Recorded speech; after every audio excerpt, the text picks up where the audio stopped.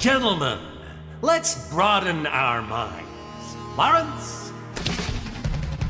TT Games has returned to the world of LEGO Batman, and once again, there's a whole crate of cool Easter eggs, references, and fun details to find hidden all across the bricky version of Gotham City. You ready to find out? Legacy of the Dark Knight is, unsurprisingly, stuffed full of nods to Batman movies old and new. The entire game is essentially 8 movie tie-in LEGO kits smashed together, and if we were to detail every single movie reference, this video would simply be a Let's Play. There are some deeper cuts though, such as quoting immortal lines from great sitcoms, referencing viral moments from kids' TV, and even manifesting Michael Caine's tweets. Expect many spoilers as we dive into 48 brilliant little details in LEGO Batman Legacy of the Dark Knight.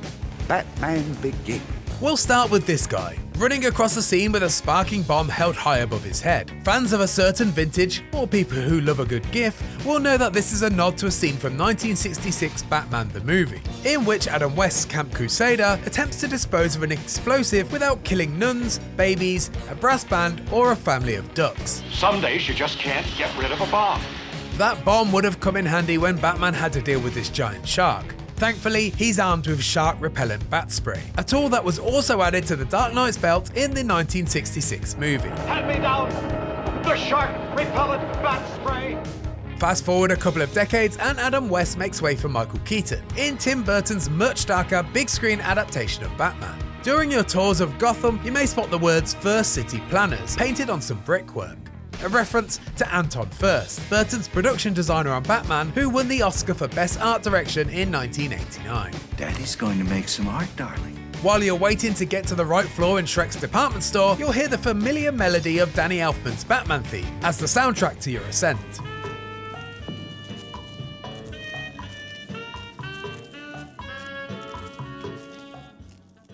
There are a few display dummies around that store, and if you attack them using Catwoman's whip, she'll decapitate them, just as Michelle Pfeiffer did in Batman Returns.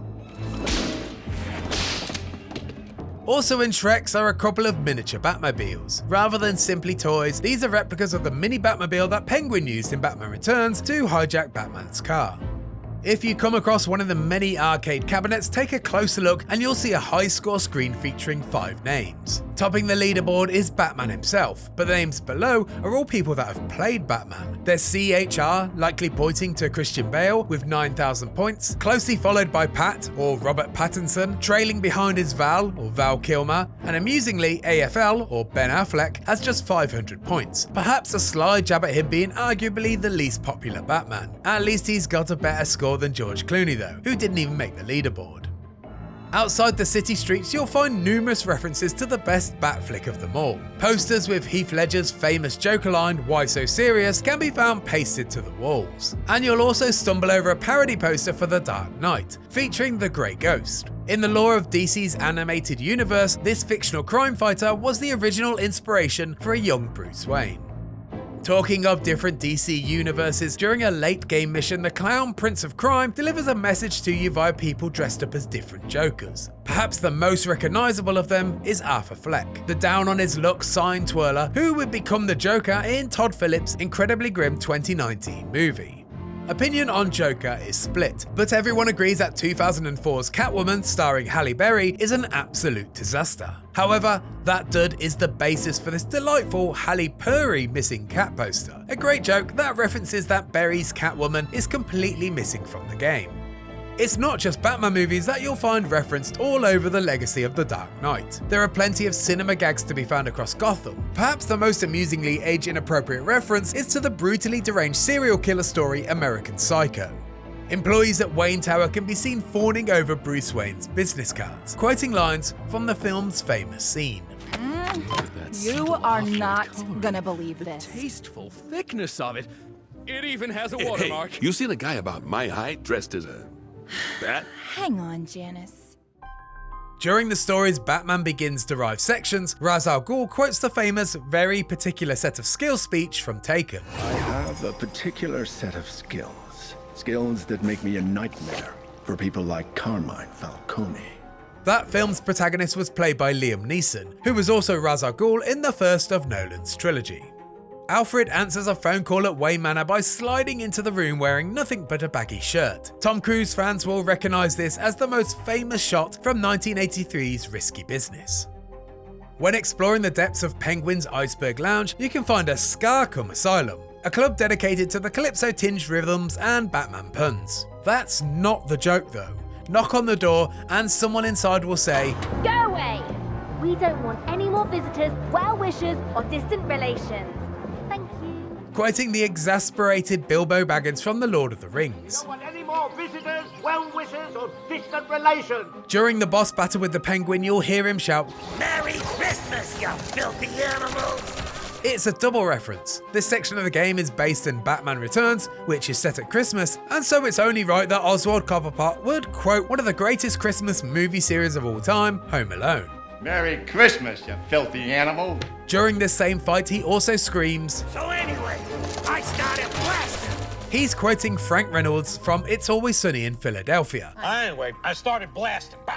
played by Danny DeVito, who also played the Penguin in Batman Returns. Throughout the game, you'll pick up a hell of a lot of studs, and at some point you'll want to spend them at Batmite's store. Among his wares, you can find a telephone booth which can make calls and may possibly be a time machine. That's a reference to Bill and Ted, who use a phone booth to travel through time in their 1989 Excellent Adventure.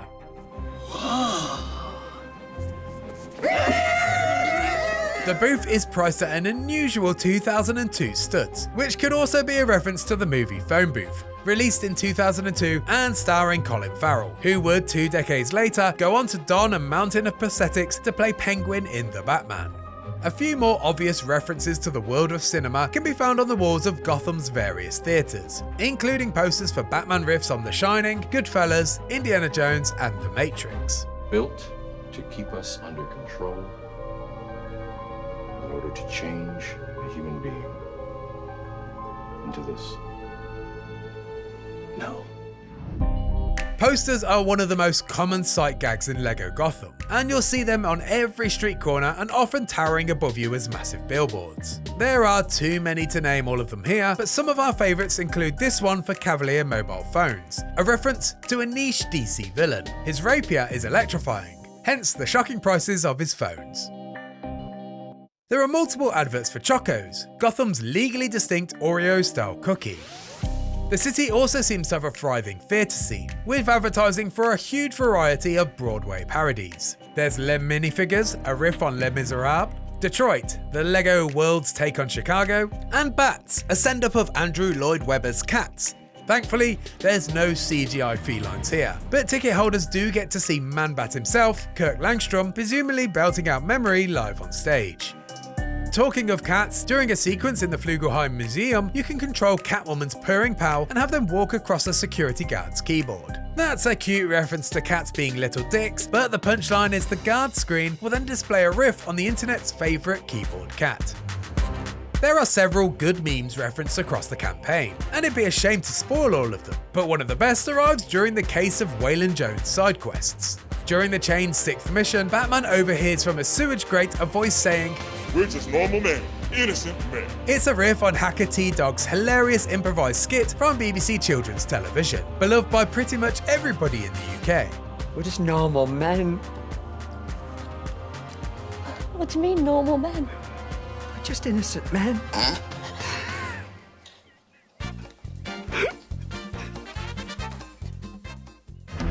More widely known is Michael Caine's eternally amusing Twitter blunder, when he made a typo of the first Batman film that he was in. When exploring the Batcave, Alfred will often quote the tweet in full.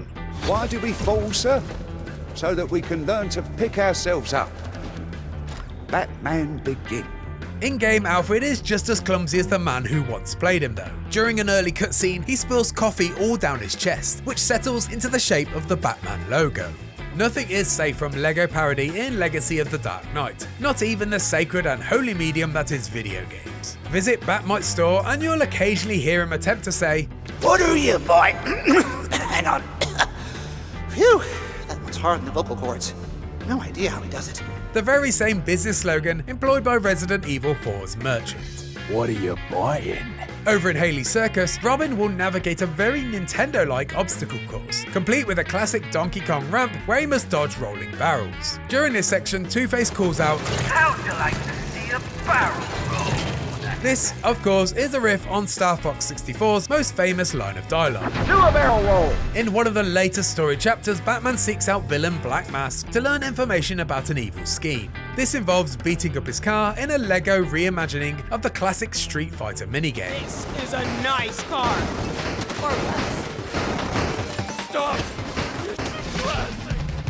It's undeniable that this Lego Batman owes a major debt to Rocksteady's Arkham games. Its open world full of Riddler trophies and counter-based combat systems are both inspired by the Fantastic series, but there are a couple of ideas that have been lifted wholesale from Arkham, such as Batman's explosive spray, which he once again applies to the surface in a perfectly formed bat shape. More substantial is the opening of the A Serious House mission, which is a very close replica of the opening of Arkham Asylum. They knew you'd all miss me if I was gone for too long. Zip it, clown. No Batman game is worth its salt without a multitude of DC Comics Easter eggs, and Legacy of the Dark Knight is full of them. Early on, as you work your way through the Iceberg Lounge, you'll find gateways to other clubs, including the occult club Constantine, a reference to DC's troubled warlock John Constantine. Across the hall from Club Constantine is Xanadu Inn.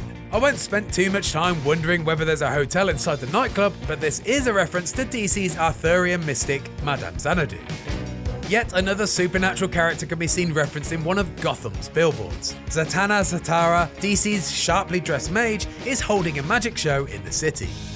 The Fugelsheim Museum may be best known for hosting the Joker's print-scored vandalism, but in LEGO Batman, it's also home to an array of DC Comics' most important items. Among the collection is a shard of kryptonite, one of Superman's only weaknesses. What a beautiful crystal. Something about it is so alien. There's also Green Lantern's lantern, and Wonder Woman's lasso of truth. Among the museum's artwork are a couple of significant comic covers. Here's Detective Comic issue number 27, the very first to have featured Batman. However, since this comic is in-universe, it depicts the Grey Ghost on the cover instead. Alongside it is a painting of two men, a writer and an artist. These are Bill Finger and Bob Kane, the duo who created Batman for the Detective Comics. There's also a framed copy of The Dark Knight Returns, written by Frank Miller, and its iconic lightning bolt cover. Let's be frank. This would fetch a pretty penny at auction.